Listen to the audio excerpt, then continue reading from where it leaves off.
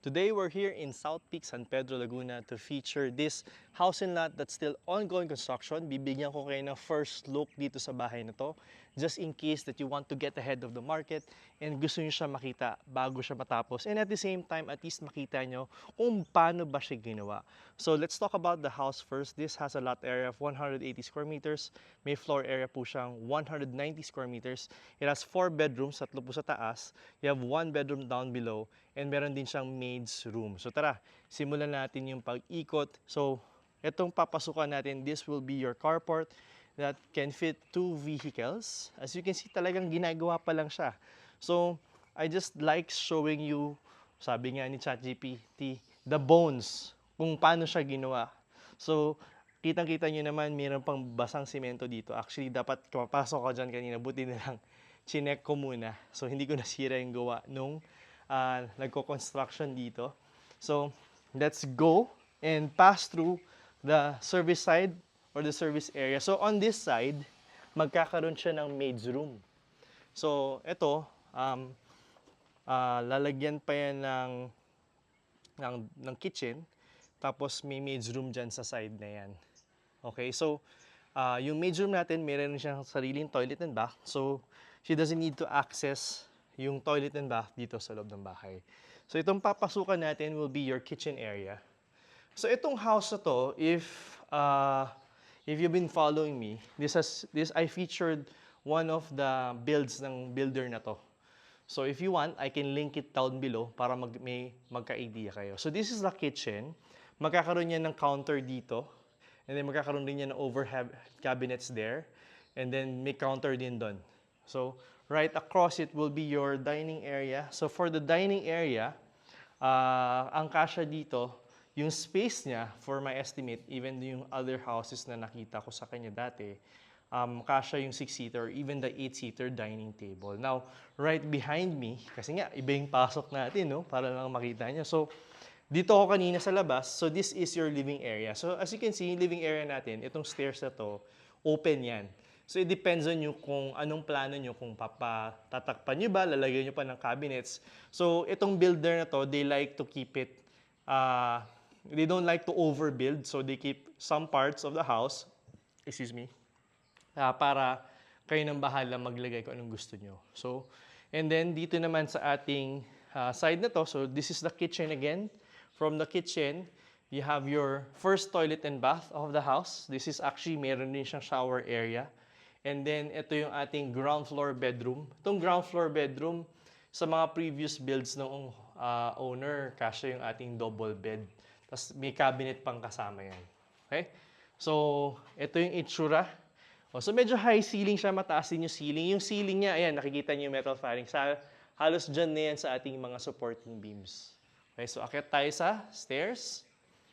Okay, so kindly comment down below, any comments on how can I improve itong raw and unedited. Although raw and unedited siya, anong gusto nyong pag-usapan ko, anong gusto nyong videohin ko, kuhanan ko, para lang din para lang magkaroon ako idea or of what you're looking at kapag pinapanood nyo itong raw tour. So welcome to the second floor. This is how it looks like right now. Ayan, so high ceiling siya part na to, so glass yan. Yung nakikita nyo, yung metal fairings natin, dyan yung ceiling natin. And then, meron tayong big window on this side. So, yung hallway natin, maliwanag siya. Kasi may window dito, may window dito. So, itong hallway na to, okay, maliwanag siya. So, as you can see, yung flooring natin dito kinis na. So, I'm assuming na kakabitan na nila ng tiles to. So, dito sa second floor, I think they're using SPC tiles. I can be wrong.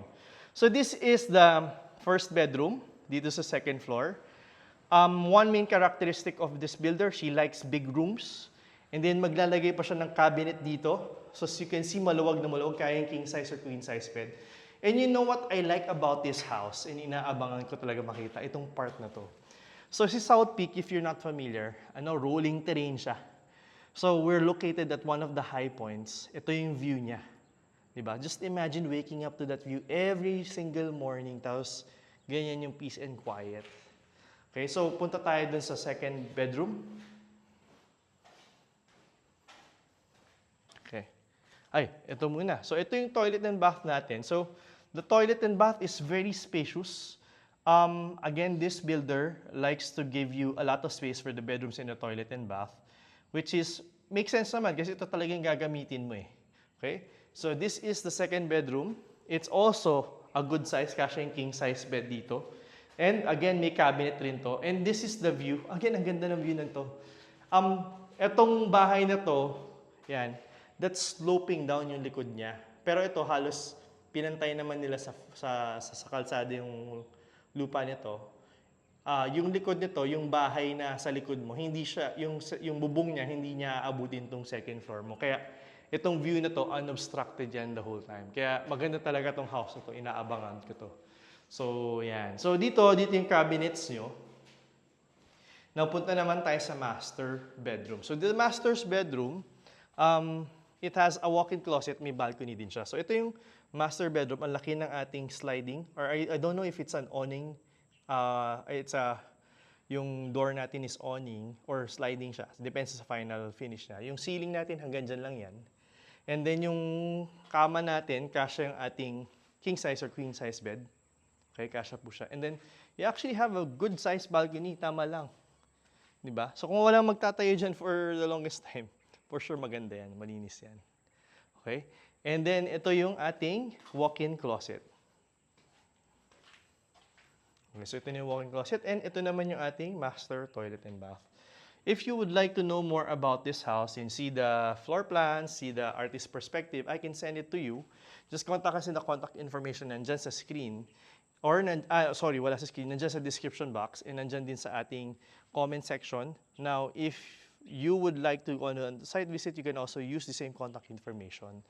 Again, I'd like to invite everyone to subscribe to my channel so that we can continually do this. And if you have friends, please refer them to us so that we can help them find their dream home.